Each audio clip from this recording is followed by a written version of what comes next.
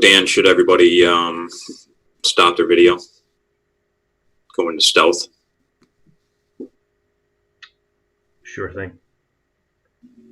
So,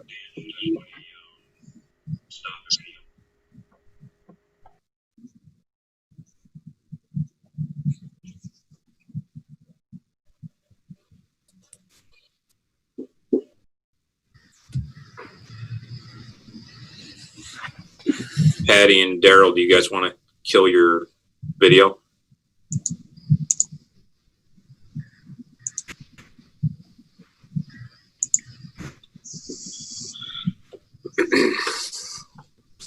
So Barry, you're going to stay on through the opening remarks here, and yeah, and then I'll still my video after that. Mm-hmm. Okay. When I introduce Clem, and then I'll come back on. I think it'd be helpful if the speakers did turn their video on, when either now or when they come on. Is that the same for if you give us the question to answer, Barry, should we turn on our video? I think so. Okay.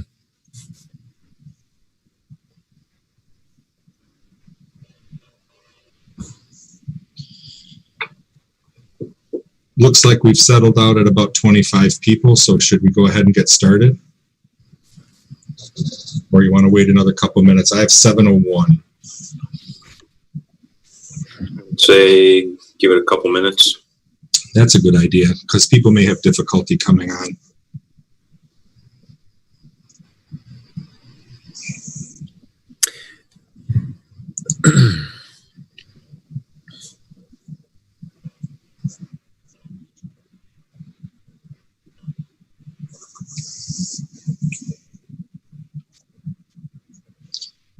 Folks, if you're joining us on YouTube this evening, we're going to get started in just a couple of minutes. We're getting the last of things set up, and we're giving the last of our participants and those coming online to watch live stream an opportunity to get signed in and get settled in. So we'll be starting in just a couple minutes.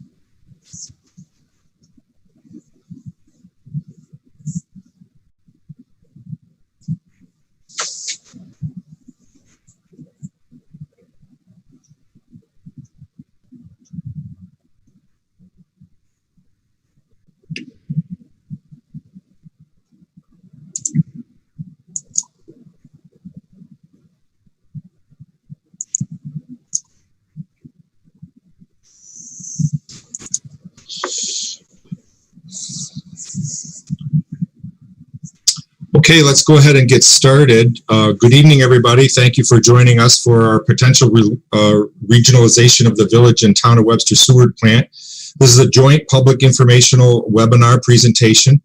We welcome you. Thank you for coming this evening to participate. We have a couple of people from our engineering. Clem Chung will be here from Labella, and Ken Knutson is a Senior Vice President from Barton and LaJuche. And I am Barry Howard from the Webster Chamber of Commerce. I'll be moderating this evening. And so we would want to just go over a couple of webinar guidelines for you. Please mute your microphone if you have it on. We'll probably do that mostly for you. If you have access to that, just mute your microphone. Use the Q&A down at the bottom. You'll see that circled. Use the Q&A to submit a question anytime during the presentation, but we will be responding at the end of the presentation. We do have a spot set aside for Q&A at the end. And this presentation is on YouTube live stream and will be recorded for website postings, and it'll be posted on the websites, and you'll be able to look at it again on YouTube, so that if you wanted to be able to show it to somebody, or if you wanted to watch it again to catch some piece that you missed, you'll be able to do that into the future, and that'll be posted for quite some time into the future. So I'd like to just tell you a little bit about our presentation objectives for this evening. We want to talk a little bit about the project development history, and then we're going to talk about planned upgrades at both the village wastewater treatment plant, that upgrade and the town wastewater treatment plant upgrades, phases 1 and phase 2. And then we want to talk about the opportunity, which is the regional wastewater treatment plant upgrades. And then we'll look at some of the monetary considerations and some of the non-monetary considerations. And then we will open it up for questions via the Zoom Q&A function. So if you've got a question, you can go ahead and post it, but we will not be answering questions until we get to the end, to the Q&A section.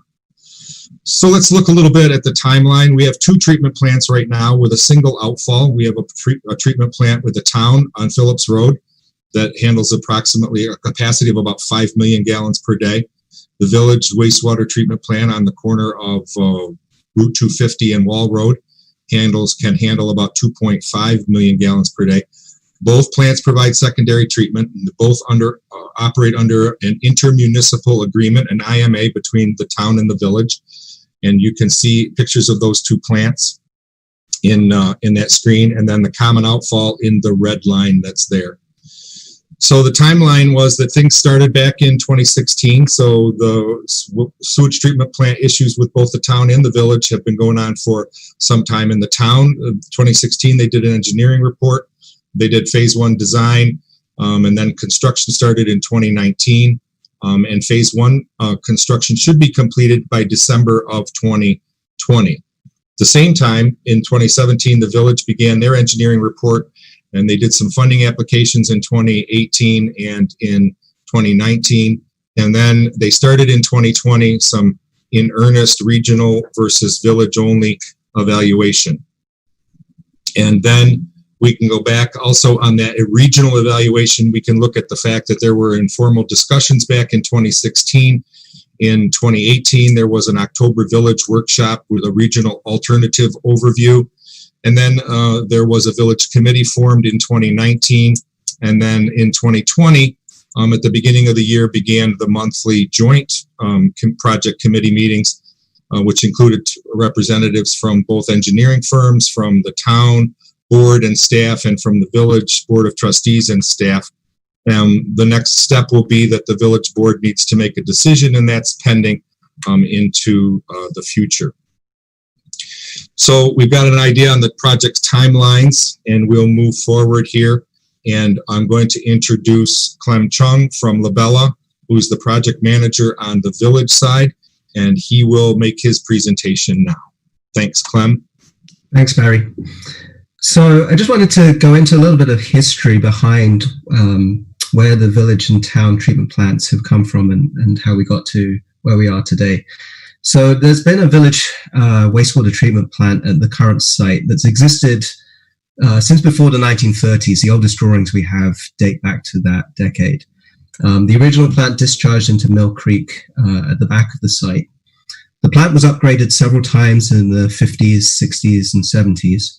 In the 1960s, the town and the village came together and agreed to build a joint system with a common outfall into Lake Ontario. At the time, there was a treatment plant both at the town site and the village site that looked very similar. So we'll talk a little bit about the types of treatment systems that are there right now. The one at the village site is called a trickling filter. It's a type of secondary treatment, and the town had a very similar process there. As part of the agreement between the town and the village in the 1960s, the village agreed to take over the facilities that were there at the town site, and the town would build a completely different type of treatment system called an activated sludge treatment system at the town site, and the flows would be separately treated through each system. So the village would still be responsible for treating its flows for the most part, and the town would be responsible for treating its flows. The DEC, or the EPA, I should say, required that the town be the entity to obtain what's called a Speedies permit, which allows the municipality to discharge the wastewater after it's been treated back into the environment. So that was the setup that was created. So what happens is there's the two plants at the two sites.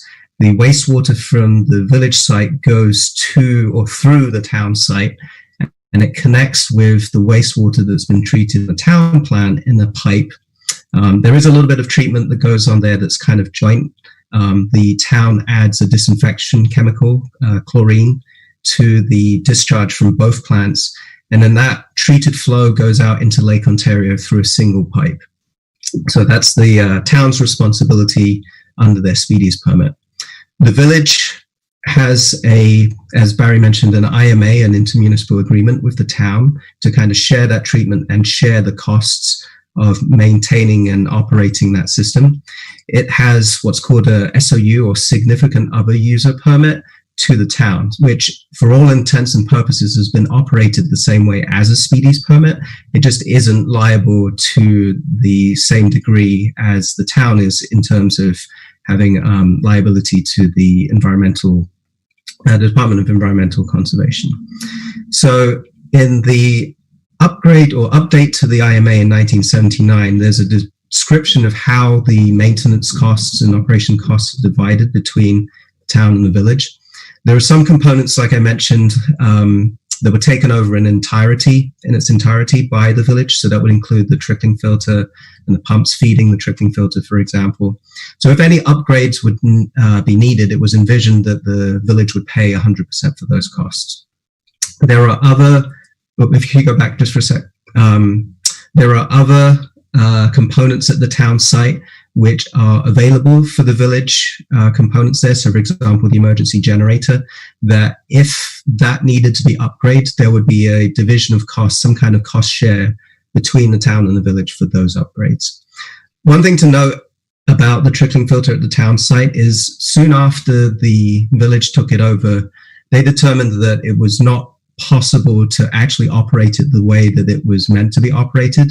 So, probably within a year or two, they abandoned the use of it and just kind of used the treatment facility they had at the village site. They found that all of the infrastructure that was there at the village site was enough for them to meet their requirements under the SOU permit. So as Barry mentioned, there were separate evaluations done on the village plant and the town site. And they were both kind of instigated by conditions that were deteriorating at both of the facilities. So I'm going to talk about the village project, and then Ken Knutson from Barton and LaJudas will talk about the town's project. So jumping ahead a little bit in history, just some of the more recent things that have led to the condition deterioration at the village site. There was a deteriorating, what we call headwork. So that's the facility at the beginning of the plant that takes out all of the large debris, rags, grit from the wastewater and protects the downstream processes. So that structure and process was constructed in 2007. Unfortunately, prior to that point, all of that material that hadn't been removed eventually got through the process and started impacting the operation of the anaerobic digester. So in 2015, the village realized it had a problem, and they hired Labella to start looking at the condition of the digester. There were some recommendations for fixes of that and to upgrade the digester. At the time, it was considered an emergency issue, and actually in 2016, it got to the point where the gas piping within the digester broke and caused a safety hazard. So the village had to do something immediately. They couldn't plan for a capital project to upgrade that. But there was a significant price tag to that. So the village asked us to expand the scope of our evaluation to look beyond not just what was needed to upgrade the digester, but what other upgrades would be necessary at the plant. And then also look at whether there would be other alternatives to upgrading the facility. And I'll talk about that in a little bit. One other issue that was pretty significant to how the plant was operated was that there were some odor complaints from the surrounding residents. The village believes that the majority of that came from the operation that they had to compost their sewage sludge. The location on the site was very close to the road, And, they were concerned about that was what was causing those odor complaints. So they ceased operations of that in 2015. They also curtailed their leachate and septage receiving operations in 2017 to further help to mitigate those issues. But in the end, there were some additional upgrades that were needed to the planned upgrades for the plant, which I'll talk about in a minute. So, as I mentioned, there were some alternatives that the village asked us to take a look at to upgrading the plant, and those were potentially taking the flow to the town's plant, and also taking the taking the flows to Monroe County and discharging into their plant at Van Leer, which is near Durand Eastman Park. So the first alternative we looked at was taking it to the town.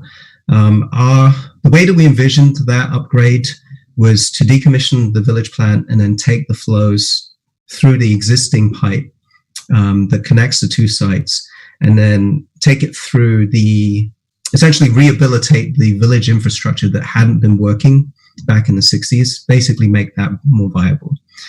We didn't look very closely at the town's at the treatment process that the town currently uses, because we knew that the town was looking to upgrade their facilities, and we knew that Barton and LaJudas was doing their own evaluation. So at this time, we needed to submit a report to start the funding process, and we didn't have time at that point to wait for the other analysis to be concluded at the town plant. So that's kind of what we looked at.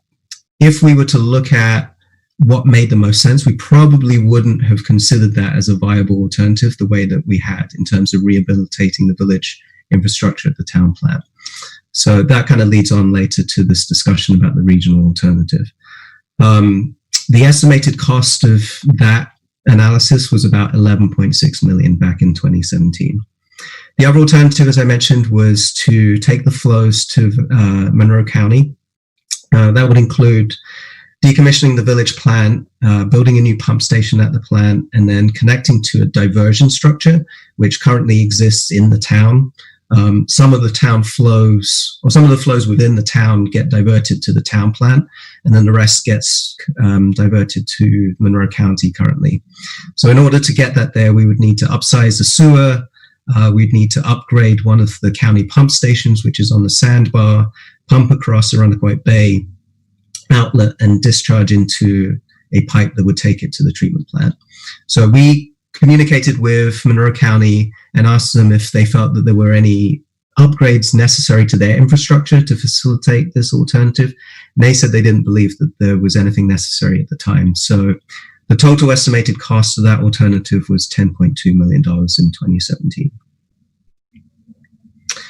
So looking at the third alternative, which was the one that we considered at the beginning, you can see from this list, there are a lot of processes that essentially have reached the end of their useful life or are coming to that point very soon.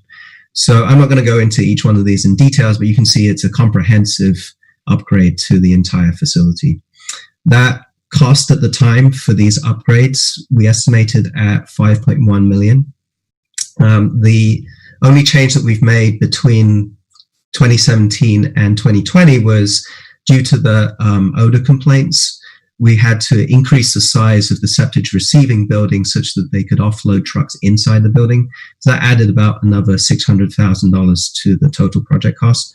So the ultimate cost of the project that we've presented to the village several times over the last few years has kind of stayed at $5.7 million. So what's changed between then and now? The biggest change really is with the new administration at the town.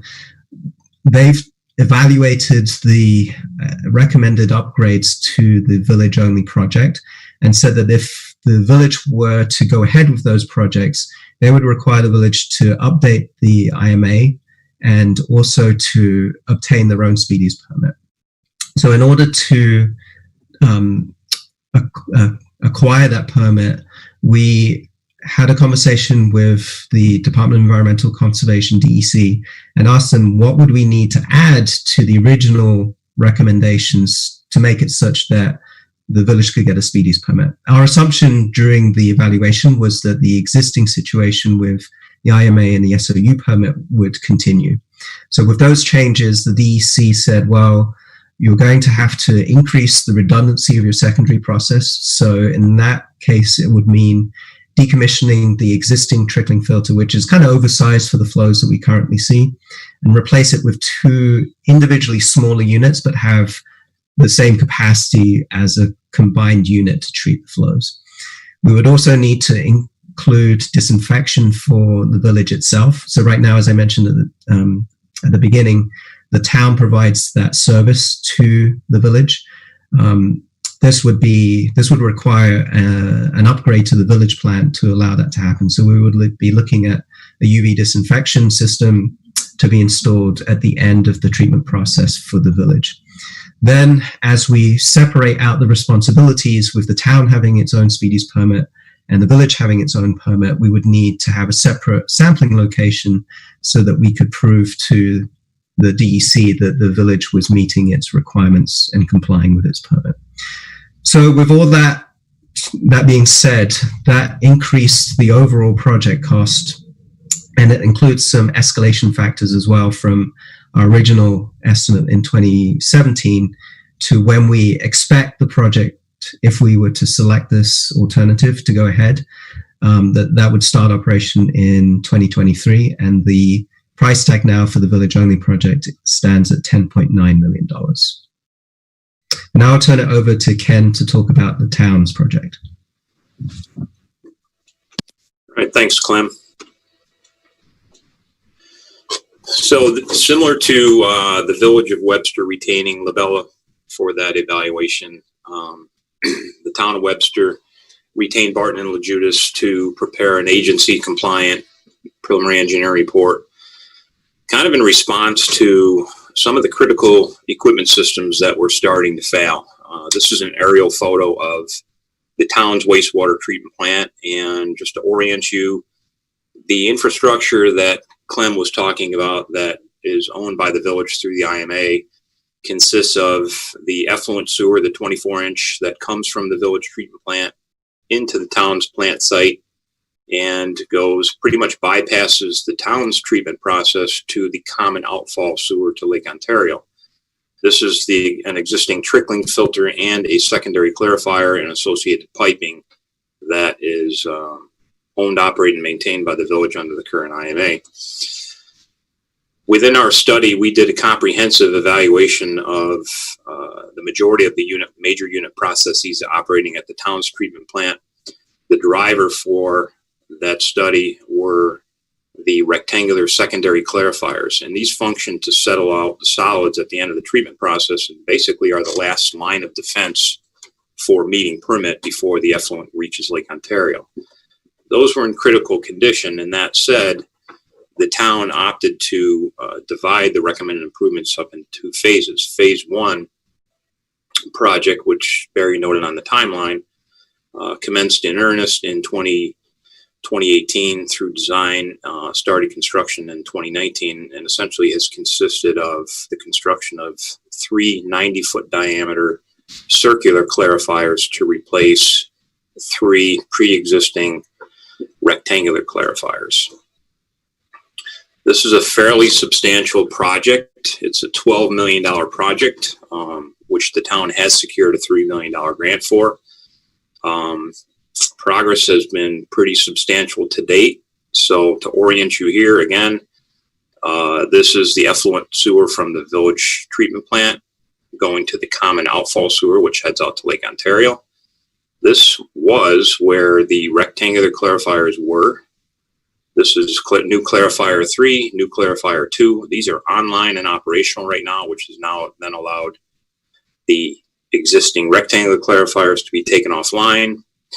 As you see it here, phasing of the project was very important, led to some of the costs of this, but it also allowed the contractor to creatively use the existing clarifiers as support systems for their trenching.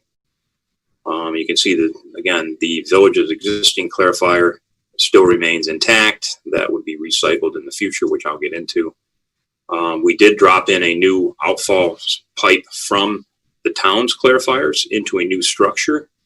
So again, right now, the village's effluent comes into the structure treated.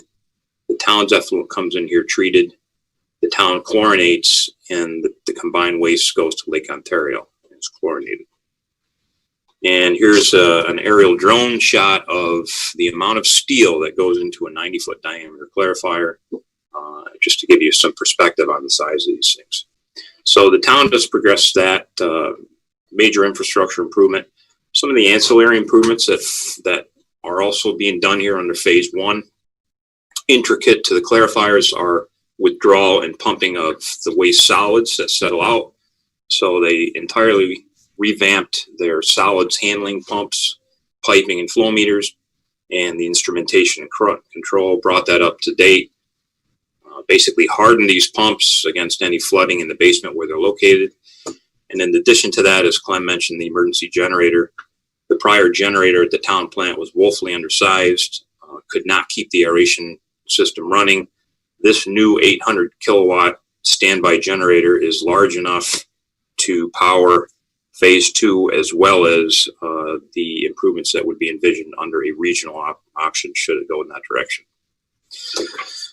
So phase two improvements essentially would cover other unit processes beyond the secondary clarifiers, effluent disinfection, the biological treatment process, and additional primary clarifiers, some building improvements, and then some fairly substantial improvements to the solids handling or the anaerobic digester system.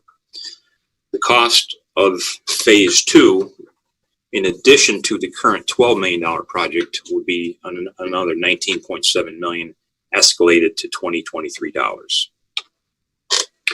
So we're here to speak again about this opportunity of a regional treatment plant. And as you can see from photos and history here, these two plants are uniquely configured with a common outfall and a pipe from the village plant that runs right into and adjacent to the town's wastewater treatment plant.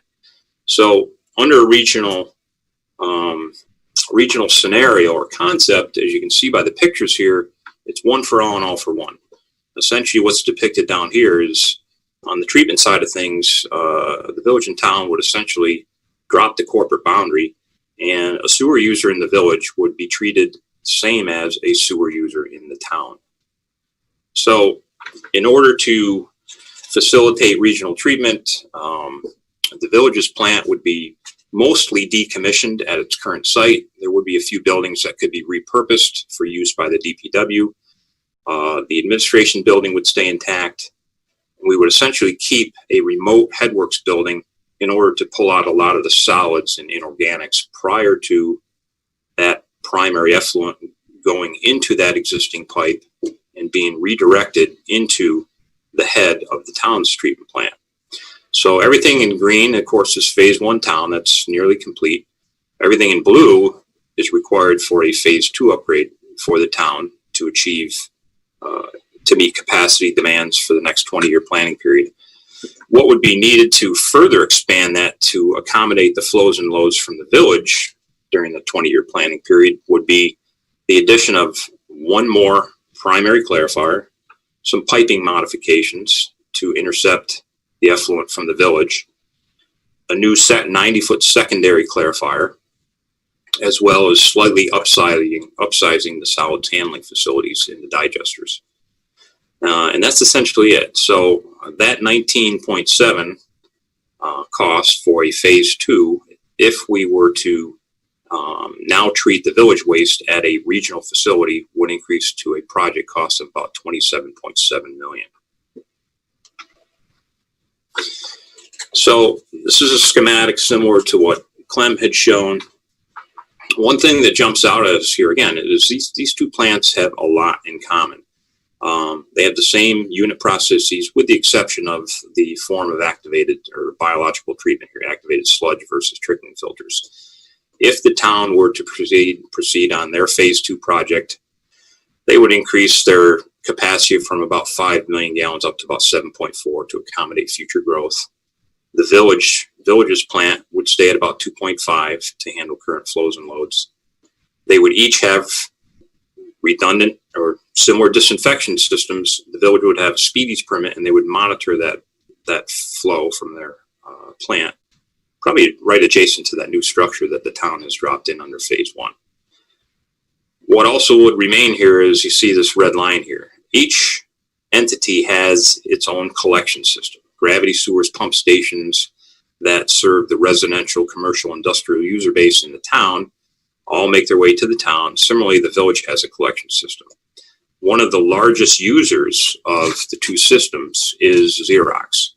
And the way their campus is configured and the plants are located, roughly 85 to 90% of the Xerox flows go to the village's wastewater treatment plant, and roughly 10 to 15% of the flow, by virtue of where the pipes go, goes to the town plants. So in a regional concept, again, both plants now function as one.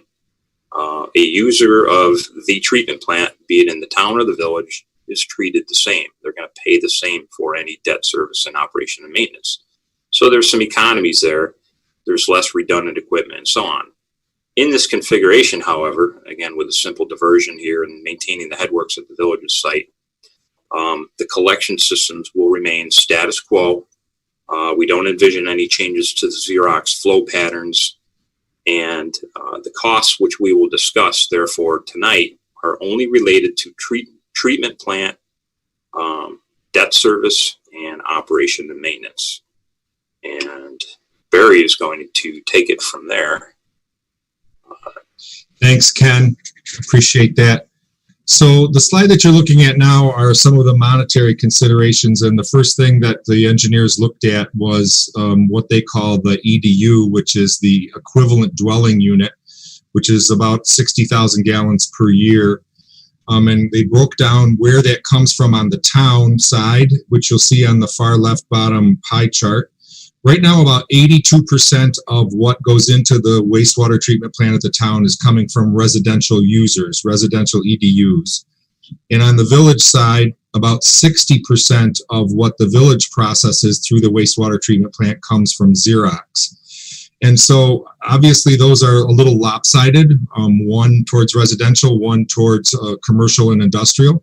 And so if we were to move into a regional wastewater treatment plant, the users would be slightly balanced out. About 65% of the sewage that goes through the plant would be from residential, and about 19% would come from Xerox, and then the rest coming from a portion of Penfield and commercial industrial.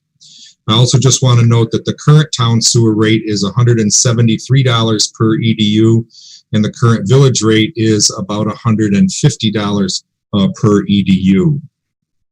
So moving on to the next slide, we can see that we have estimated project costs under the regional and then the village wastewater treatment plant on the right-hand side, and the estimated EDUs, and then the estimated annual debt, and then the operation and maintenance per EDU. And these numbers are using 2023 as year one because that's how long it would take to get the project, approved and financed and then actually put in. So the estimated approximate sewer rate increase in the year 2023, the town and village would go up about 50% roughly, and the village only would go up around 27%. That's shown a little better in the next chart, which has the alternatives versus. So in 2023, which is the duplicate or the dual bars that you see on the far left-hand side of the project, in 2023, you can see that the village side, which is the treatment village only, and that would be the red and the green, those would be what things looked like in 2023. And the projected village regional costs in that same year, 2023, would be higher in the first year. And then as you move out about 10 years, you'll see that then switches, that the projected village-only costs would then begin to exceed the projected village regional costs. And then that just grows as we move through time into the future. So originally, or initially, I should say, we would see that the village would not have the increased rate that they would on a regional basis. but eventually that would shift and the regional basis would end up with a smaller EDU or unit or per unit cost for the village users. So I think we want to talk a little bit about the non-monetary considerations in a regional versus a village only. So obviously there's less redundant wastewater treatment infrastructure assets. The town and the village combined are obviously going to separate, have two separate sets of assets, and they're going to need to be maintained, they're going to need to be operated. Regulatory and funding agency support of regionalization.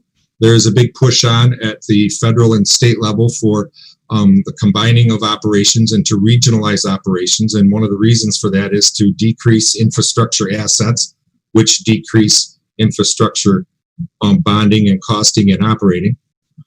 There is a capacity for growth. You would see an increase in EDUs.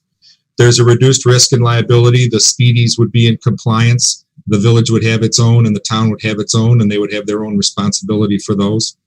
There's future revenue opportunities for septage and waste gas to energy that we would be able to have in a regional plant. Then a couple of others are that operators, the availability of operators right now for sewage treatment plants is very, very slim. There aren't a whole lot of people that are going into this career, and so finding people to operate plants is difficult. So in a regional situation, we would only need to have one operator rather than having two operators. And then the last non-monetary is that you can throw a dart at the dartboard and who knows what you'll come up with, but we have an unknown fate of Xerox. Right now, that plant has been shrinking for a number of years, which has been reducing the amount of sewage that's going into the village plant. We don't know whether that'll continue as a decline, whether it'll remain steady, whether it'll increase if that plant gets repurposed, if that campus gets repurposed. So that's one of the non-monetary considerations that we would need to look at. So I think if Ken jumps to the next slide, I think that what we would just talk about next is that if we were to move into a regional wastewater treatment plant, that we would need to have a board decision, and then there would be a memorandum of understanding, and then they would be the project development, and we'd have to go through bonding and then funding applications and secure funding and final design and permitting and then bidding and construction. And so that's where we get the 2023. That process would take, the first two are check marked, we would need to move, or the first three are check marked, and now we move into the next steps. And so that would be what was in the future. Obviously, none of these things happen, quickly. And so that would be why we would need the next 3 years approximately to move into a completed project. So I think that concludes our presentation, unless we need to jump back to either Ken or Clem for clarification on anything that I spoke about or anything that you wanted to bring back up. If not, then I will go ahead and start to introduce some of the questions that we have. And for those of you that don't know, in addition to Clem and Ken from the engineering firm, Mayor Byerts is on as a presenter and will be able to answer questions. Supervisor Flaherty is on and would be able to answer questions. Councilwoman Cataldi is on from the town. Trustee Ippolito is on from the village. And so we have people from all of the entities. The engineering people have some of their staff on here that could answer some questions. So right now we've got some questions open. So I'm going to see if I can just give me 1 minute to review some of what we have in our question list and see where we want to start.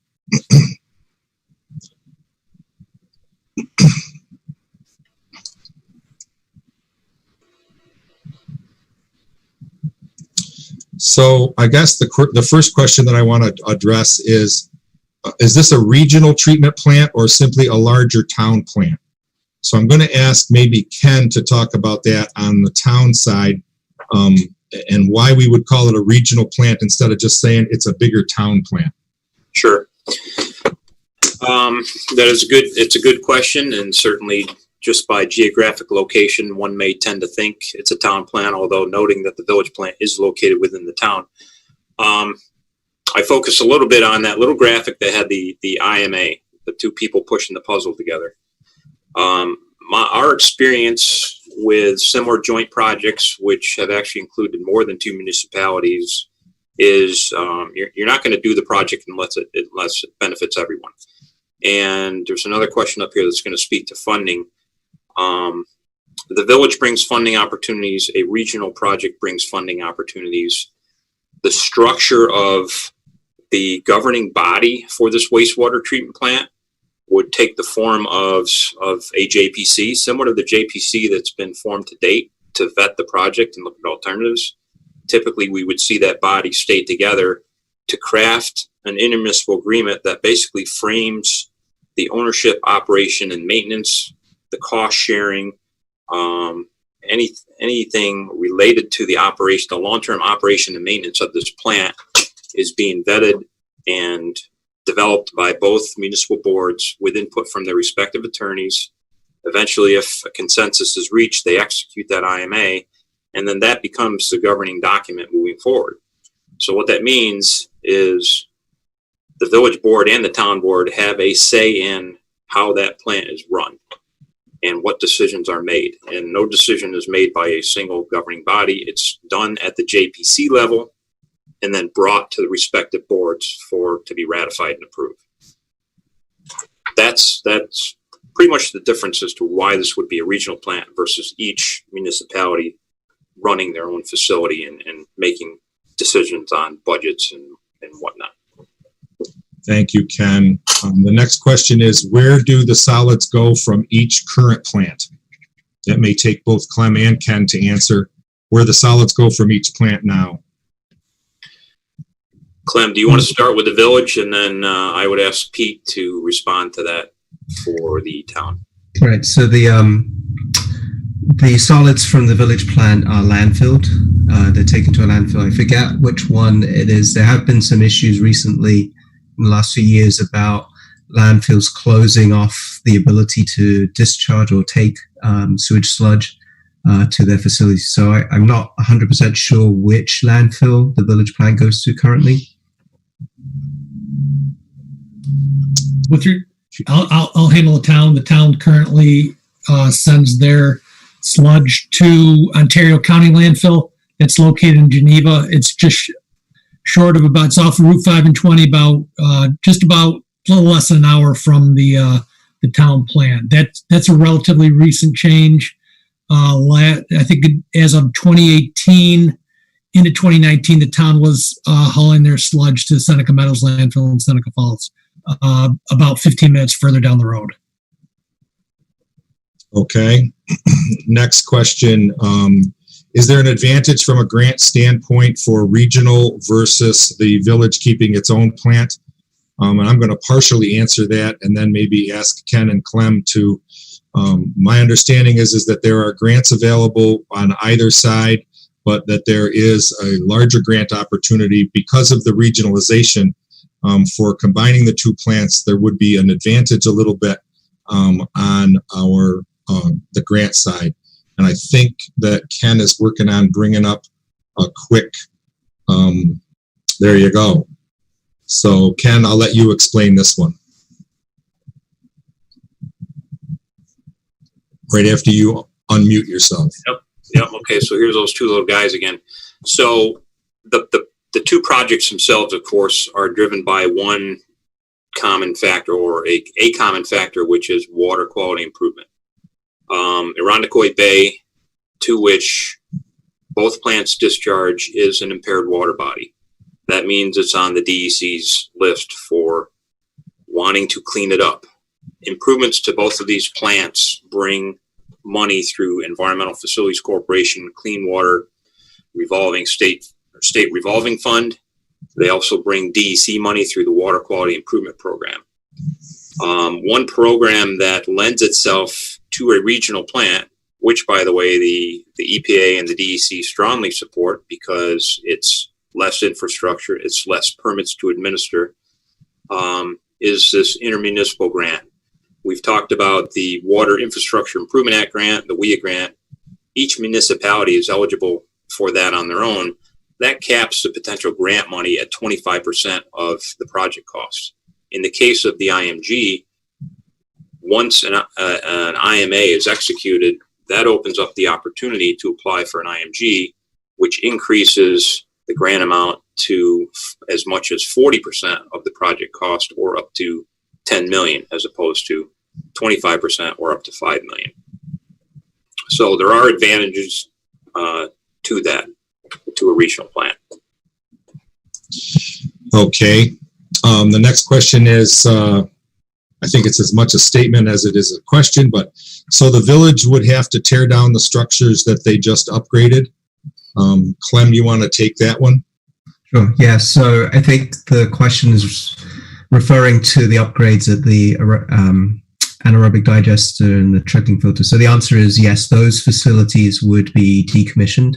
So, the digester was just upgraded, repaired in 2017, 2018, and trickling filter right before that.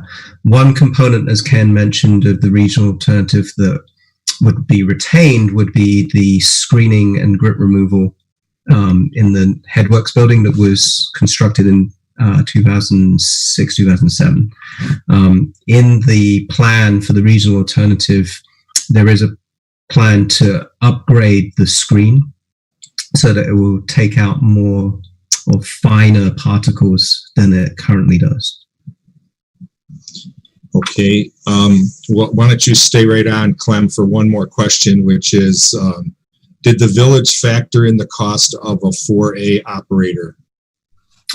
So we did not look at, or originally we did not look at upgrading the operator certification. So just so everyone's aware how that works, treatment plants are graded or scored by their complexity. So the number of processes that are in their treatment train and how complex those trains are.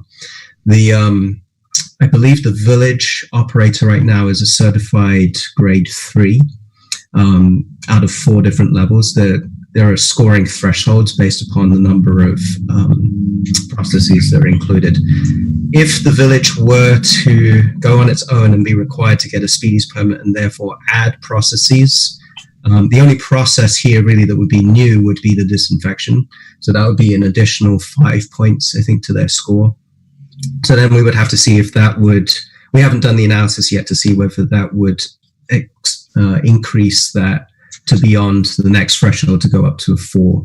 Just to clarify, I know there's some confusion as to what an A versus a not A classification is. So an A classification applies to plants that use activated sludge as their secondary treatment process, whereas those plants that don't have that certification. So there's a kind of tacit acknowledgement that activated sludge is a more complex system to learn how to operate. So therefore the education for an operator is a little bit more involved than it is for a non-activated sludge system. Okay, I've got 3 more questions in here that I'm going to try and combine together.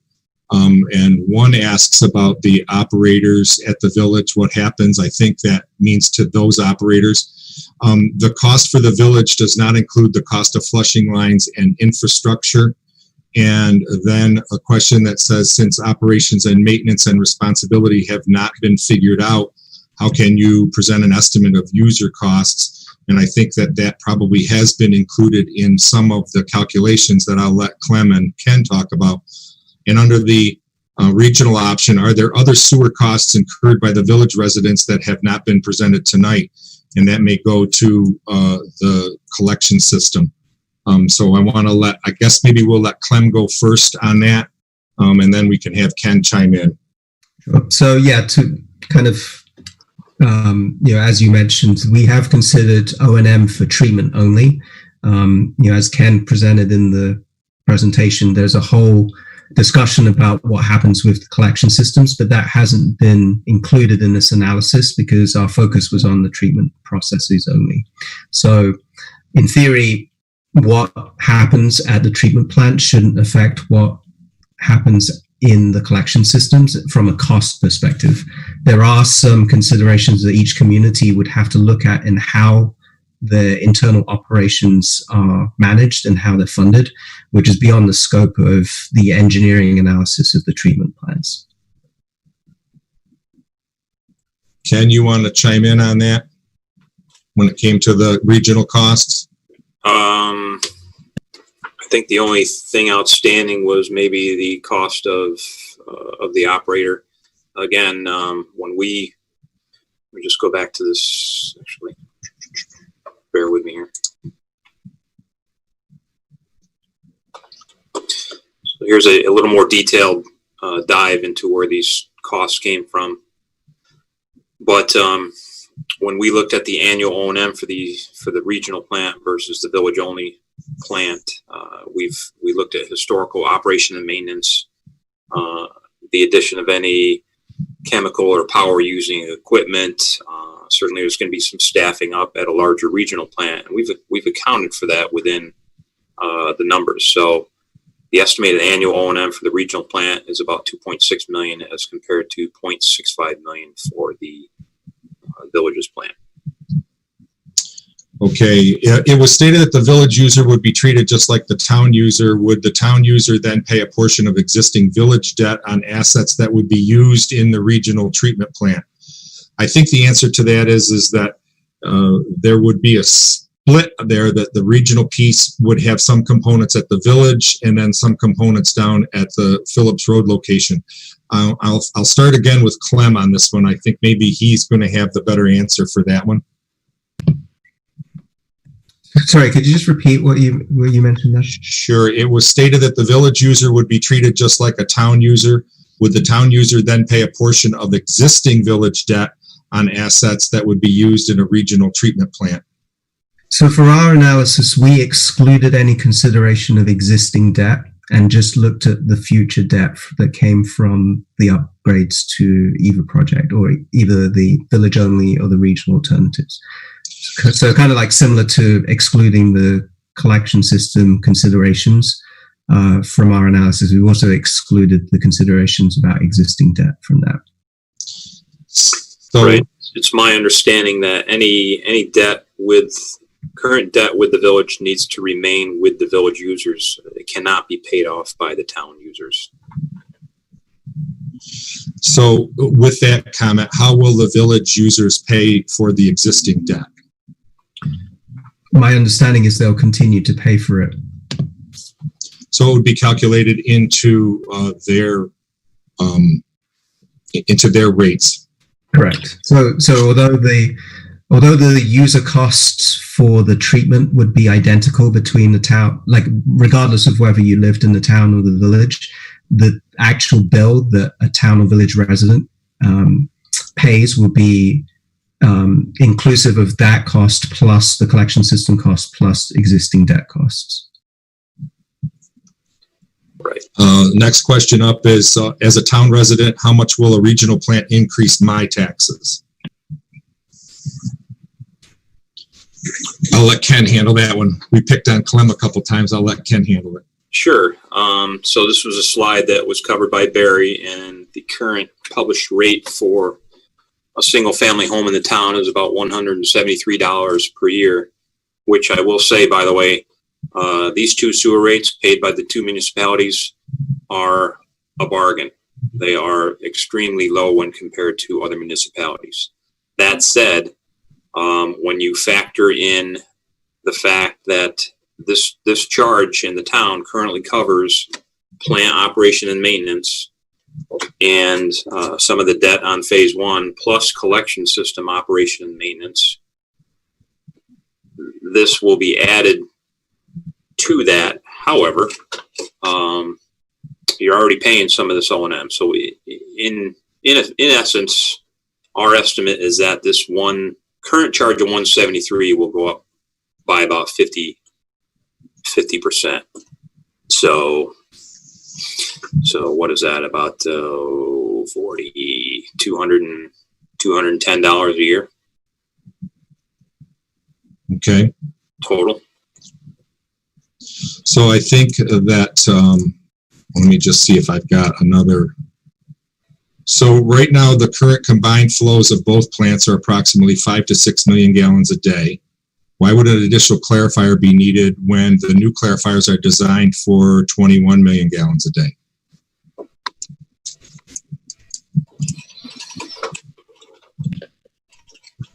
I would like to call a lifeline on that. Pete, Call a friend. Mr. Baker. Oh, design engineer. I'm sorry, Barry, can you repeat that question? Sure. Right now, the current combined flow of both plants are approximately 5 to 6 million gallons per day. Why would an additional clarifier be needed when the new clarifiers are designed for, I think, 21 million gallons per day? That's the questionnaire is saying they think. So I'm not positive. Yeah, so the design of a clarifier is a little bit different than when you think of conventional, like the heart of this. The heart of the system would be the aeration tanks, the aeration process, the biological treatment. Clarifiers are largely designed based on hydraulics. So the limiting factor 90% of the time for a clarifier is not necessarily the monthly average rate. It's what's hitting the plant at any given time. It's a term we use, the peak hourly flow. The peak hourly flow during the course of a day, the flow going into a treatment plant is going to vary. It's called diurnal flow. You get a spike in the morning and you get a spike in the evening. More significantly, during wet weather events, there's significant spikes. So that's really, when we look at that, that's the driving factor for how we have to design the clarifiers. That's based on largely the short-term elevated flows that we see into the plant. We projected during design. We had a long-term growth factor. We use a similar factor into that with respect to the clarifier. Certainly, a lot of that, an I&I program would alleviate some of that on that end. Thank you, Pete. I appreciate that. There is another question in here about the grants, so I just want to touch on it so that the person that asked feels that they have had their question answered. Have there been discussions with New York State regarding financial support or grants available for the regional approach? And if so, what are some of the estimates of the size of grants? What is the estimate of decreasing the cost of the overall size of the regional upgrades necessary? I believe, and you guys, Pete or Clem and Ken, correct me if I'm wrong, but I believe that the regional approach grants have been calculated into some of these numbers. Yes, starting at the town, as I mentioned earlier, the $12 million phase one project has already received a $3 million WIA grant, which was capped at 25% of that $12 million. We've also made the assumption in discussions with the agencies that phase two would also receive a WIA grant, which would be capped at 25% of the regional costs in this case, the 22.9. In the case, or the 27.7 rather. In the case of the villages project, and Clem can speak further to this, they already have a letter in hand that provides principal forgiveness through the CWSRF program. Plus, there's additional opportunity for that project to qualify for and receive a WIA grant as well. So that's right. So the village did receive a funding letter. So they haven't actually submitted an application for funding yet, but essentially it's a commitment from the funding agency saying that they would provide a $1.4 million grant. And these are all based off the original project costs from the 2018 numbers of 5.7 million. And they also received because of the income level in the village, they qualify for what's called principal forgiveness and 0% hardship loan. So the amount of the cost of the project for the village residents, what isn't covered by the grant would be covered by a 0% loan. Okay. Thank you, Clem. Thank you, Ken. While we're on that topic, under the regional plan, it was presented tonight that the grant would be much larger by $5 million. Why couldn't this excess grant money be used to justify lowering the split between the village and town residents? Doesn't this treat everyone in Webster the same? So who wants to jump on that one? I can read it again. I see the furrowed brow from Clem. I'm just reading the question.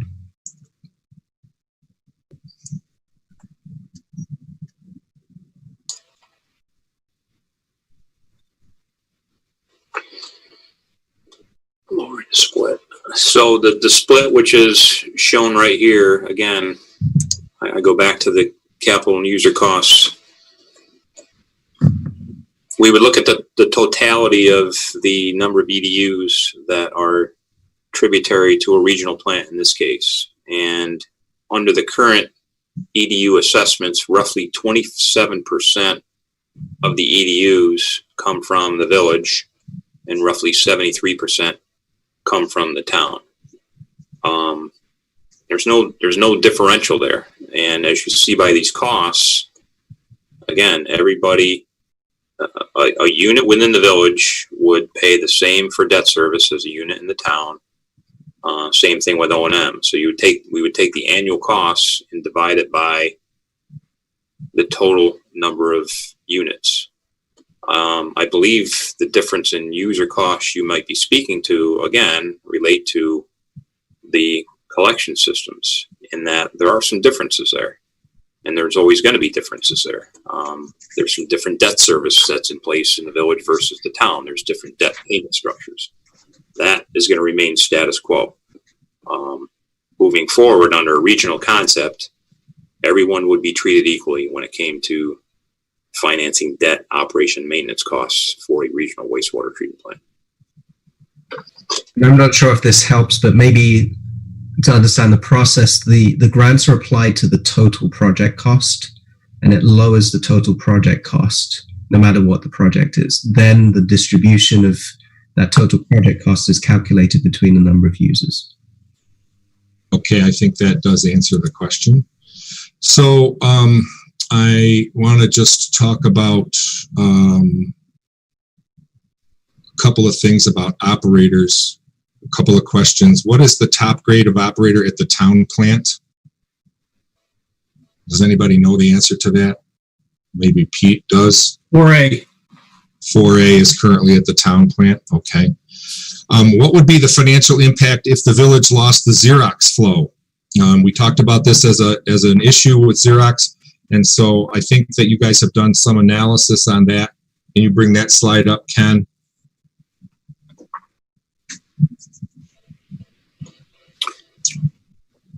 Let's see here.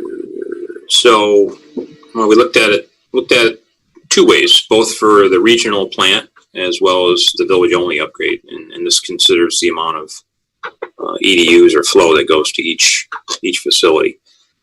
So there's been questions here about debt and operation and maintenance, and no, we don't have a crystal ball that's going to look 20 to 30 years down the line over the life of this facility or these upgraded facilities. However, we can make a bet that inflation is going to go up, that the municipal boards are going to want to increase their rates on an annual basis to keep up with inflation, and also to create a kitty to pay for equipment that might be breaking down that they have to maintain. So these cost curves here reflect what a village user would pay if Xerox started to lose 1% per year of its EDUs or flow, if there were no change, or if there was a 1% increase in users at that site. So you can see what's reflected here, that it does make a slight difference. It's not a lot. We're looking out ahead at the regional plant. However, it does widen the gap here because it is such a substantial user at the village only plant. There's a wider gap should we start to see increases or decreases at Xerox. Pete, do you want to add anything? Yeah, I mean, I think that it's a significant delta between the two, and the largest reason is the rates and the cost to operate the plants aren't necessarily going up, but what does decrease is the I guess the denominator, the bottom line in the equation is under the scenario where a blanket assumption of 1% increase, 1% decrease per year. Those EDUs on the village end they're currently about 60% of the flow is from Xerox. So is that base from Xerox is decreased, that would lead to a relatively rapid change in the increase. The reality is, again, this is a crystal ball. This is an example scenario on that end. But what this is intended to show is that there's more sensitivity with respect to the village plant and any significant changes in Xerox flows than there would be with more users, more EDUs on the regional option. It's better suited to absorb any changes. Conversely, if there's a 1% growth in Xerox, the village rate would, in turn decrease that much more rapidly as well. As shown by that bottom line. This line graph is just a different way of showing the projected costs that Barry covered earlier with the 4 bars. And if we took a look at this, the long-term expenses of, say, the regional plant to a village user with no change in Xerox, we got a pretty steady curve here. The initial cost for treatment, debt plus O&M, is in the range of about 170 or so. Again, operation and maintenance costs are going to go up. The regional users are going to be putting away money to pay for incidental equipment that breaks down, but you also offer the opportunity for population and growth within the service areas that continues to build that denominator, so it takes away the volatility of the annual cost increases. And again, this is a projection over 30 years here that, the costs are going to rise, but, 30 years out, they're $250. It's a very large user base. In comparison, when we took a look at the village only upgrade, as Barry had mentioned in those graphs showed, after about 10 years or so, the two are, as we can best forecast now, based on user base and operation and maintenance, plus some additional capital investments that the village envisions doing at their plant, we see the cost to the village residents actually moving higher than that to a village user should there be a regional wastewater treatment plant in place. Again, these are projections. These are variable, and again, it depends on power costs, chemical costs, Xerox users, other users within the village and the town. Okay, thank you. And so let me just touch on a couple of these questions that I think that we've really already answered. And that would be the financial impact of a large user or several small users occupying the Xerox campus. I think we've discussed that. I think that we've got a couple of questions here that I want to talk about. One is that I'm getting a clarification that the current town rate is $187. So I just want to mention the fact that, you take a snapshot in time, and as every year goes out, those rates are always going to go up because there's costs involved in those going up. And so that rate may not be today's rate or the 2020 rate, but they were the base rates that were used, as well as the 150, which is a number that the town or the village just recently in the last couple of years went to a sewer rate rather than including it in their regular tax rate. So there's not a whole lot of history there to go on.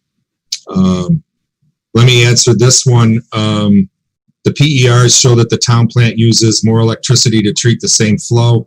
I think you guys have already addressed this in the evaluation of the ongoing operating and maintenance costs for those two plants. So I think that you've got that in there. The current expenses to run the village plant are there, and the expenses to run the town plant are there, and then calculated based on the new changes. Let's talk about this one, which was, it looks like it would be better to revisit this in 10 years. Why now? It seems like village residents will pay more. Shouldn't village residents pay less? Well, they can. And I don't know whether that's necessarily a question as much as it is a statement. But at this point in time, the next phase, what's next is that the village board needs to make that decision and needs to decide whether or not they want to go towards the regionalization or whether they want to move forward on a separate, or continue their separate plant. And so I'm not positive that we can answer that. I think that that's going to be more along the lines of what the village trustees have to weigh and make that determination. I think that's probably why they were elected. So let me jump to a couple more. These might just be technical questions. Can the town really force the village to not be a partner on its speedies permit?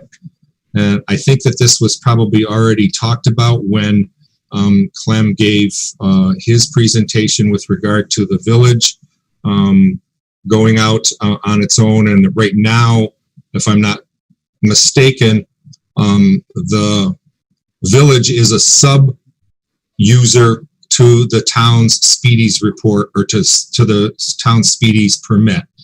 And in the event that the town wanted to separate from the village wanted to continue, since there aren't redundancies currently in the village, the town felt strongly about the need for that to come off and go on their own speedies permit.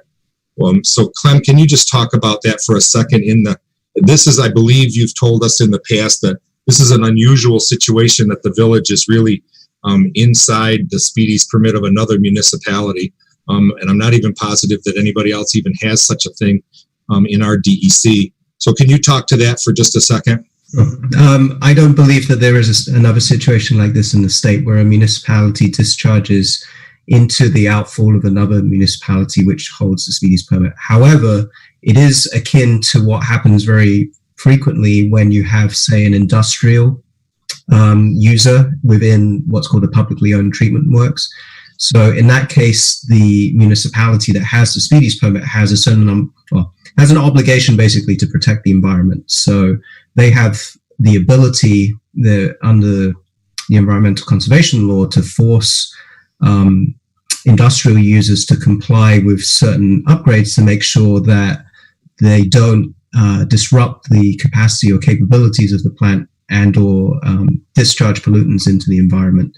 So I see this as a very similar situation where the speedies, the town holds the speedies permit, and they have a responsibility to maintain that, to comply with that. And the tools that they have similar through the SOU to an industrial wastewater discharge permit. Now, most industrial wastewater discharges don't have a full treatment plant that can essentially treat all of their waste to the same standards as a speedies permit. Usually they have what's called pre-treatment processes, which lowers the pollutant contents to more like what you would see in normal sewage, like domestic sewage coming from a residential area or a commercial area. So that's really the biggest difference, is that infrastructure is already in place for the village such that it can meet all of the requirements of its own speedies permit, with the exception of the disinfection component. Okay, I want to just jump back because one of our participants has felt that we filtered a question. So I don't want anybody to feel like questions are being censored. I'm just trying to group them together so that we're answering them in some sort of cogent way. The town plant uses 2.5 times the amount of electricity for the same amount of flow. And I think I mentioned that we have costs for both the village plant and the town plant have been calculated into the estimated O&M, and those numbers are reflected in the graph that's currently on this sheet. Is that not correct? That the current costs have been calculated for the plant, for the village, and for the town based on existing expenses. Is that correct, Clem? I know that we've calculated that for the village only side, and I believe that B&L Barton LaJudas has done that for the town and for the regional alternative. Just to elaborate a little bit with respect to, we have part of the PER, we report the existing electrical consumption. I think we pulled it out of 2017. One year we show what the plant uses electricity wise. As flows go up, certainly the consumption of electricity is going to go up. The process that's been selected for the town's plant, there's limited footprint for expansion. Most of the electricity is driven by the aeration process. They use blowers. There's a limited footprint, so the actual process that we selected is typically going to be a little bit more energy intensive than a trickling filter would be. It is designed to more efficiently treat an ammonia, a nitrogen nutrient loading with that. But there's basically, we need to operate at a slightly higher DO to kind of enhance that. The primary reason we selected the technology we did on the town's end is just limited footprint for expansion. It's a process where we can provide immediate, so it's almost like a hybrid between the trickling filter that the village uses and a conventional activated sludge process. But that does inherently use more electricity in that end. Electricity is a cost for operation. It's not certainly the largest cost to operate a plant. I mean, part of the upgrades, again, is this last bullet, energy efficient equipment, premium efficiency motors, plus instrumentation control. Right now, the aeration process at the town is all in. It's highly inefficient. There are no dissolved oxygen probes that work variable speed drives that control the blowers in proportion to load. So that said, any new equipment going in here is going to be have modern instrumentation control systems that are operated off of process parameters, offering tremendous energy savings over what's there now. Not to mention the premium efficiency motors and the diffused air system that would go in there. Okay, thank you. And this question, if bigger is cheaper, can anyone explain why the town processes 3 times the flow of the village for more than 4.5 times the cost? I think, again, that we have addressed that in the existing expenses and then the projection out. And so while there is a difference, the new plant is going to have difference, and those have been calculated in by the engineers. Would the town allow the village to go to the town in 10 years from now? I'm not sure who should answer that question. Maybe I could have the town supervisor come on. Or Ken, did you have a comment on that? But maybe I would just say from an engineering standpoint, again, this phase 2 town plant, which I'll go to here, if it were town only, is going to be sized to handle about 7.2. It's not designed to handle the flow and load from the village, and I guess in working with the town board and discussion with the village board, this is kind of a once in a lifetime opportunity here. It is an opportunity, which is why it's been brought to the village at this time. So, Ken, just to paraphrase what you just said, would be that the changes necessary at the town treatment plant to do that are going to take place in phase 2 of the current upgrade. And if we go 10 years down the road and phase 2 has been done with only the town in mind, then we would be missing out on that opportunity. And we don't know what the costs would be to modify the plant at that point in time. Correct. And it's going to be a lot more cost effective to do it all at once, because anything done in the village in the future would be done purely for the benefit of the village user base, and therefore all debt associated with that would fall on the village. There would be no benefit for the town to do that at this point, or at that point. Okay. How many EDUs would the village lose if Xerox went offline? I think that's on our pie chart one.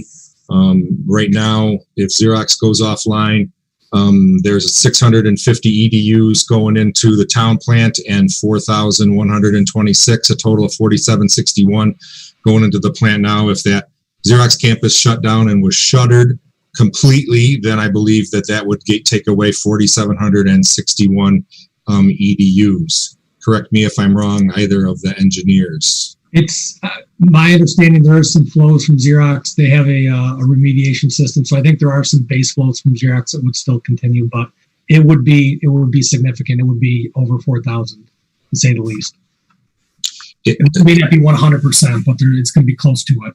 I think it's also worth mentioning that if Xerox goes away, there is a component of the cost that's involved in that too, because the flows are also reduced. But I don't know if that is linearly, there's a linear relationship to the EDUs and the amount of cost that's associated with treating that flow.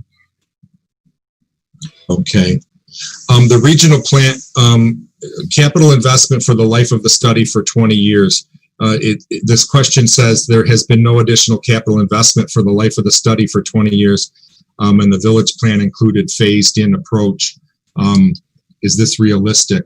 So can you talk about, Ken, maybe start with the regional plant and the life of the plant for the study? Yeah, so there were two different PERs that were put together, of course. The approach that Barton and LaJudas took with the town was to basically take a holistic look at this plant and look at all unit processes and identify what needed to be replaced. Our experience tells us, just by the availability of funding, the sheer amount of time that it takes to run from the planning process through funding, through design, through construction, as you can see, it's a 4 to 6 year process. To do that again for another project that might be forecasted to be 5 to 10 years out, you're essentially coming back to the residents 2 years after you just constructed the improvements, and you're bringing the plan to them for the next upgrade. That doesn't usually fly too well. There is an asset management approach, which looks at condition and severity, and I guess that'll set up Clem's response on how the village took a look at their system. So we took the asset management approach in terms of looking out beyond the life of this project for the village upgrade, and seeing, what additional costs would be potentially coming due in the future, because we're looking at a plant that is not brand new. So the project wouldn't necessarily, although it's touching a lot of the systems, it wouldn't replace everything.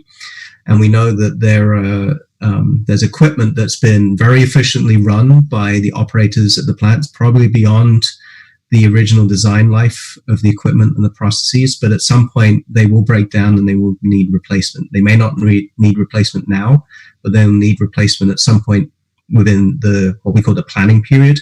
In our case, we took a 25-year look ahead from 2017 and said which processes are going to break down. So we budgeted that so that we could present to the village on a year-by-year basis, what can you expect to spend, what can you expect to fail and need to replace or rehabilitate over that period. We then suggested or provided a suggested investment plan that looked at where do these costs hit, when do these costs hit. Some costs it makes sense to kind of build up a reserve fund, capital reserve fund up front, which would be built into the user cost, the O&M charge, which is, I believe, the town has one right now that it uses and has used for some of its kind of unforeseen replacements and upgrades that are necessary. So that would be one approach. Another approach would be, if you had a lot of those expenditures in 1 year, maybe it would be a better financial deal at that point to lump them all together into a capital project and then bond for them. As Ken mentioned, there's considerations that go into that approach as well. But we presented that to the village board as saying, here's one scenario that you can look at that separates those two out. So when we look at future costs within the PR that we put together, we had projected 2 capital projects out in the future that would be necessary based on the equipment that hadn't been upgraded in the 2017 recommendations. Okay, thank you, Clem. I want to kill a couple of questions here. These numbers represent treatment only and do not provide a complete picture to the actual cost to village users. Has there been calculations to the total actual cost? I think that goes to the next question, which is, will the village still need equipment and personnel for the collection system? And I think there was one more question about the collection system, which was if it's better for regional, if it is better for regional for treatment, why wouldn't regional collection be better? So I think if you back up a couple of slides, Ken, I think we can put that red line between the two that you talked about when you did your presentation. One right there. These two, when the system upgrade was calculated, the numbers do not include the town collection system or the village collection system. Those would need to continue, and then they would be billed out separately to the village users and the town users. Is that correct? Am I making that clear, or am I not thinking correctly here? That is That's correct. Okay, I just wanted to make sure that, so we can pull that question out. This question is, I want to make sure it gets in there because it's as much a statement as it is a question. So to plainly state this, the engineering firms are recommending the regional plan. Is this correct? I won't put either of you on the spot. And I will just preface by saying the engineers were hired to study and analyze the needs and the costs for the village and for the town in its plans, phase 1 and phase 2, and then look at a regional approach. I do not believe that either of them have said, this is the way to go. They've just presented the data to the trustees that are going to make that decision. Is that a correct summary? Yeah, I think that's fair. I think one thing that we stated at the beginning is that this is a presentation on the treatment plants and the alternatives we looked at the treatment plants. There are other considerations that both boards would have to consider, which we aren't necessarily well placed necessarily to speak to. So I don't think that we could necessarily make a recommendation without having the best information as to those considerations. I think those considerations have to be more carefully adjudicated by the boards themselves. Okay, let me be cognizant of our time. I believe that we planned on around 90 minutes. So a couple of things that I want to get to. Some of these questions that we're getting from one of our anonymous attendees are a little bit repetitive for questions that have been asked earlier. So I think mostly if that person goes back and looks at the tape, they'll see some answers to some of their questions. One of the things that I want to back up to are the non-monetary. Can you bring that slide up for me, Ken? One of the things that I want to talk about briefly right here is that there are future revenue opportunities both for septage, which was used in the past in the village, and waste gas to energy, which I believe has been built into the town's plant, that there's the potential there that some gas could be captured and used for energy, which might offset some costs, something that could happen in the future.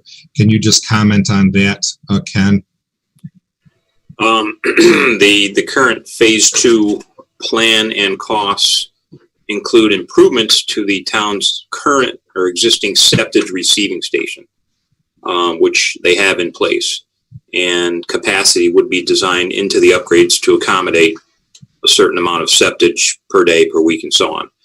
This waste gas to energy system is not currently in the proposed improvements beyond having the anaerobic digester capacity, which is there.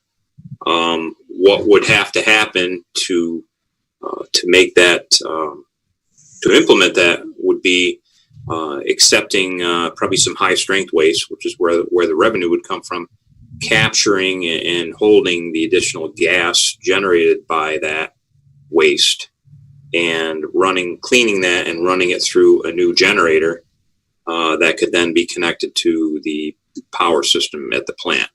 And that would basically offset power that's being purchased from the grid. That system in itself does offer grants beyond those being considered, be it through NYSERDA or other energy-driven grants. So that wouldn't be implemented until that were further studied and there was funding available for that. Okay, a couple of questions on debt. What role do the Penfield users have in the town treatment plant debt? I believe that they are currently being billed, and that debt service is included in the rate that goes to the Penfield users. And I think that we covered that. There was 2 questions. What happens to the town treatment costs if the town does not get the grants? The same thing that would happen in any situation where somebody doesn't get the grants. I think that if the grants weren't there, then you're going to have to spend more money to do what you want to do. And I think that's a fair assessment to say that costs would go up if you didn't get government grants, and that would be the case for any municipality. Am I correct in that, Ken, Clem? Yeah. Correct, and it's typically up to the municipal board to gauge their residents on and determine what's deemed affordable. And unless and until that grant threshold is reached to reach the target user charge, typically a municipality is not going to move forward with the project. Okay. The town has, and I don't know whether this is an accurate statement or not, but the town has had difficulty replacing a retired operator for 3 years. Is a grade 3 operator easier to find than a grade 4A? I don't know if anybody on the call right now is qualified to answer that question, but I'll leave it up to Clem and Ken. You guys are in the industry. I mean, just in general, I'd say that, the higher grade level is more difficult because there are fewer people who are certified to that level. I would agree with that. Seems to make sense. And again, this question about the village users would pay for new debt and still pay the existing debt on the headworks that's used in the regional plant. Doesn't that seem like they're paying twice? And I think that that's been calculated into your numbers. And again, we talked about the fact that existing debt was pulled out of these, so that the collection system and existing debt would still be serviced by both the town side and the village side. And then I just want to see if we can get close to time because we're 1 minute over already. Why wasn't the town-only plant shown on the long-range treatment cost chart? I think that the charts were designed to show what the impact of the Xerox would be in the regional plant. I don't know whether that was just an oversight or whether that was just, it wasn't something that was done intentionally. I think that we just didn't do that evaluation. Is that correct, Ken? Correct, as the main focus of this informational meeting is for the village board and village residents to ultimately allow the village to make a decision to move forward with regional or not. Okay. True. Let me see if I can get rid of the rest of these quickly. Is the regional plan a village-only decision? I've heard in the past town meetings that the town didn't care either way, and it was a village-only decision. I think that you just mentioned this, Ken, that this is a decision that the village needs to make to decide whether or not they want to move in on this opportunity to come on board for the regional approach. If the village decides not to, I believe that the town then proceeds with their phase 2 upgrades and moves forward. I think that was discussed in a couple of our meetings that we had the last couple of days. Mm-hmm. How much money does the village have in the STP reserve fund currently? I don't know if anybody is able to answer that question. Maybe if Jerry or Mayor Byerts, Trustee Ippolito, do you have an answer to that question? Yeah, that would be 0. We do not have that. The village does not have any STP reserve fund currently. Okay. This one says, great presentation. Thank you all. So that's an easy one to take off. If this is a town, oh, let me see this. How to cost of villages. Okay. I'm a little confused by this question. So I think it's just a question of if this is a village only decision, how is the town appropriated funds for the engineering? So I think that when we got to the point where we were going to look at engineering or at regionalization, the 2 engineering firms came together. That Clem is working on the village contract and Ken is working on the town contract. So I think that those costs were appropriately allocated to each of the engineering firms. And in a regional plant, would the regional entity secure the debt or would individual members? I'm not sure I understand that question. Ken, do you have a comment there, or Clem? From what I've seen with joint projects or in this case, a regional project. If you recall the slide here on the IMG grant, it indicates that although bound by an IMA, there is one single municipality that has to serve as the lead municipality for an application of funding. Typically, the way these would work under the IMA is structured is you got the total project cost, you got capital cost allocated to each municipality. They have to have their individual bond resolutions, and then any funding could be done on an individual basis, or it could be going to the lead entity. All that's eventually worked out in the IMA. So it can vary, and also varies on the funding program. Okay. So quickly here, we're kind of out of time, and I got a couple of questions coming in from our anonymous attendee.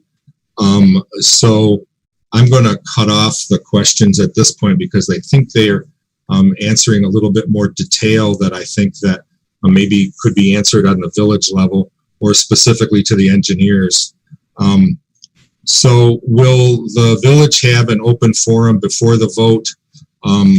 Trustee Ippolito, can you address that, or Mayor Byers, either one?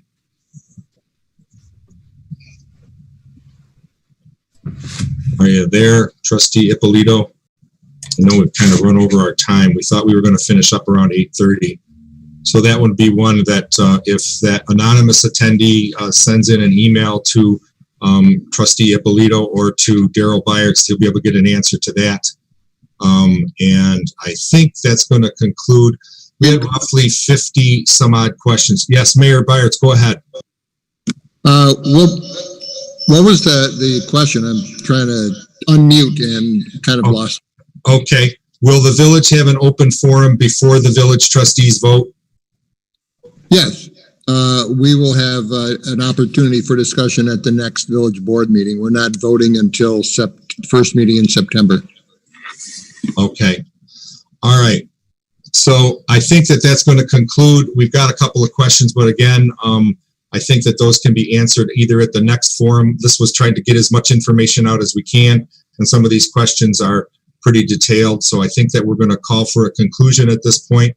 I'd like to thank Clem and Ken for their presentations. I'd like to thank the trustees from the village and from the town council for coming on board. I think this was great. It was very informational. I know that over the last couple of days when I was asked to moderate, I learned a whole lot about this project. And I'm grateful that the engineers were able to answer a lot of questions so that I could do what I did tonight, and hopefully imparted some knowledge on some of the village residents and the town residents, so that people can make an informed decision, and that the trustees can make an informed decision. So with that, thanks to the two engineering firms, to the town and the village. Thank you all for letting the Webster Chamber of Commerce participate, and hopefully move this project forward no matter what happens. So thank you all, and unless anybody else has any comments, we'll close the webinar and say good night. Thank you all. Good night, everyone. Thank you. Thank you, guys. Thank you very much. Good night. Good night.